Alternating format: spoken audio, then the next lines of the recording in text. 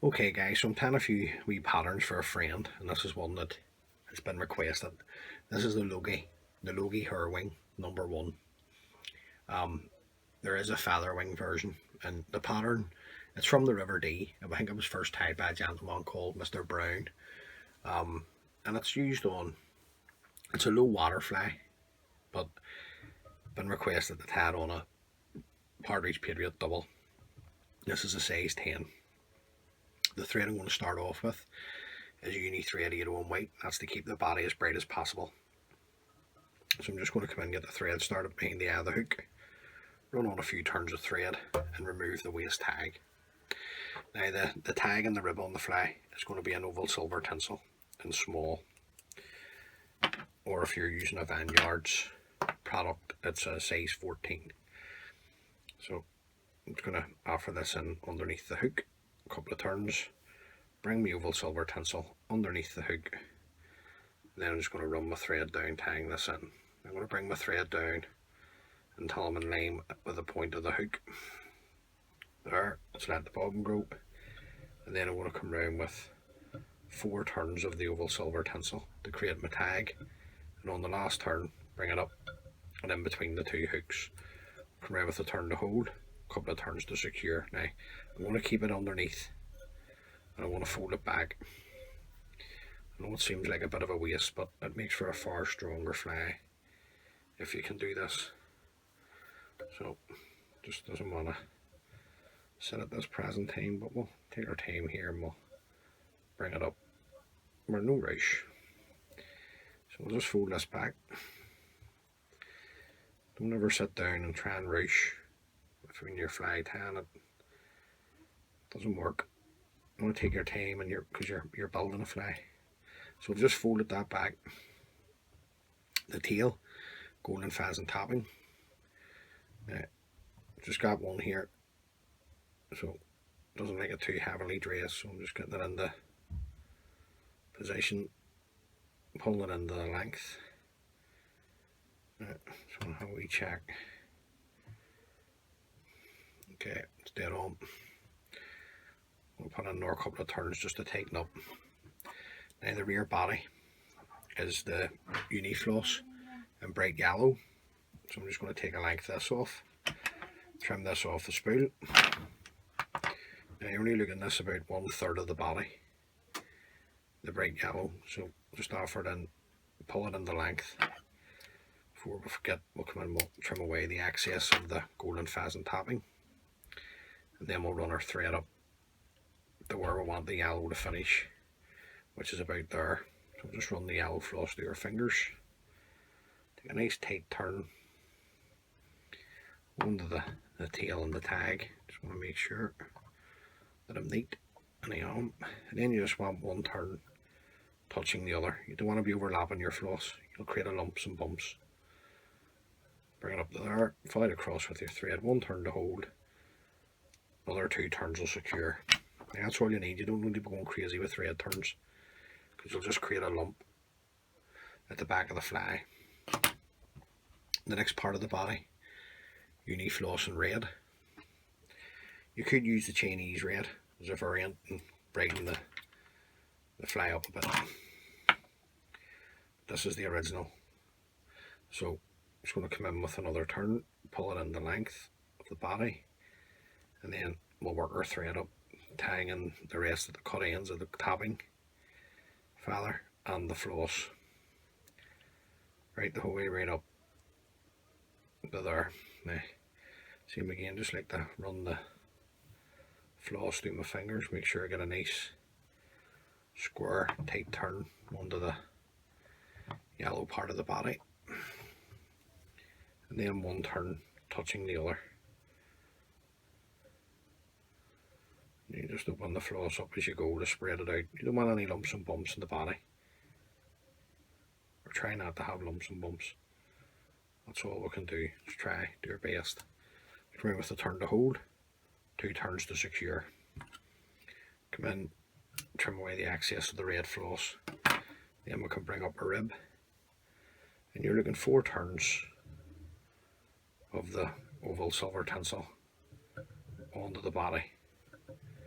There's plenty. Up to there, follow it around with your thread, 1 turn to hold, a couple of turns to secure. Come in,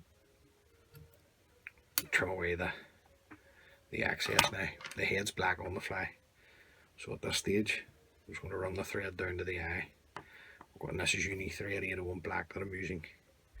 So I'm just going to come in and tie over the top of the white.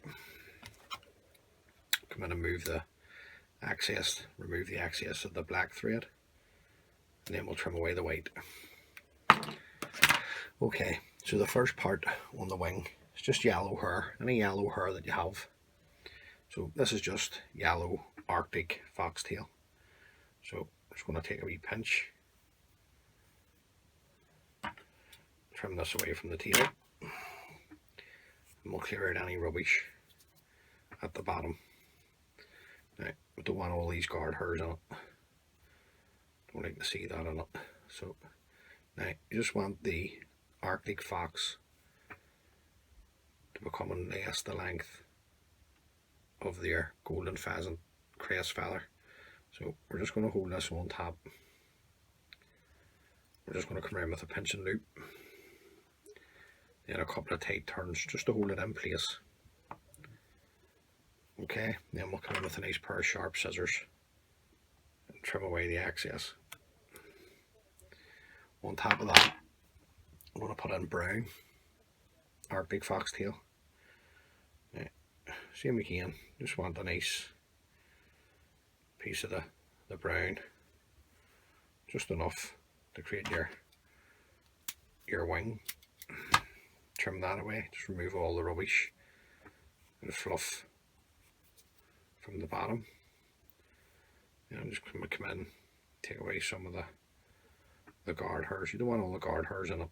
Now, you want your brown just to be a bit longer than the yellow. So just come in, offer that on top, come in with a pinching loop, a couple of turns to secure it in, make sure it stays on top. Just making sure the wing's sitting nice now at this stage. Just come in with your scissors and just trim away the excess. Now, the wing will sit up, but we'll sort that out in a minute. Now, just going to bring the thread down over the cut ends of the fox hair and back up. Now, there's no just pressing it back and forward just to get it to crease, to get it to sit down. But the wing will sit down once it's had a swim. The wing will be grand. It'll all sit down for us. Now, there's a throat haggle on the fly, and it's just a blue. You can use a dark blue or like a light blue, corbett blue cock haggle or hen haggle. It's up to you. So I'm just getting one of the bigger haggles here. I'm going to strip away all the rubbish at the bottom. Bring out the fibres, get them to sit up from the stem. And I'm going to take 4 or 5 pinches of the blue fibre just to create a nice wee bit of colour in the throat.